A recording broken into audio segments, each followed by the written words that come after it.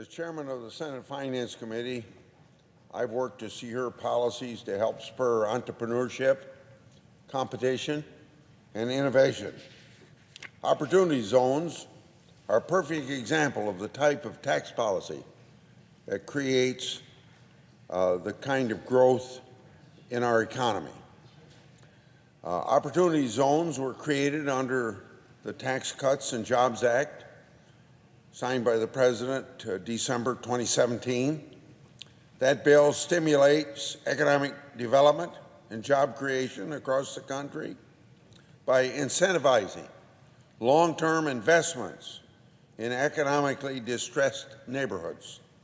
Last year, more than 8,700 census tracts were identified as opportunity zones by the governors of each of the 50 states. These zones are home to approximately 31 million Americans, or roughly 10% of the population.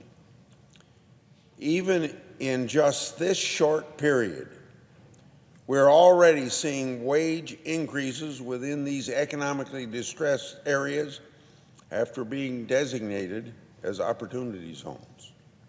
For example, during the second and third quarters of last year, our counties with a large presence of opportunity zones experienced an annualized wage growth of 8%. That's compared to other economically distressed counties that were not so designated as zones, which did not see a significant spike in wages.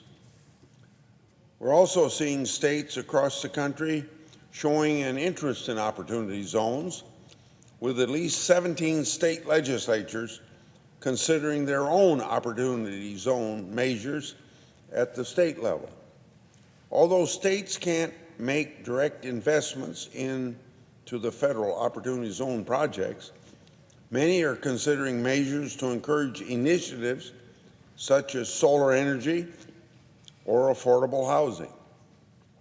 Even in my home state of Iowa, cities such as Iowa City and Coralville have made local investments in their economically distressed communities and are actively recruiting investors for development projects in their opportunity zone areas.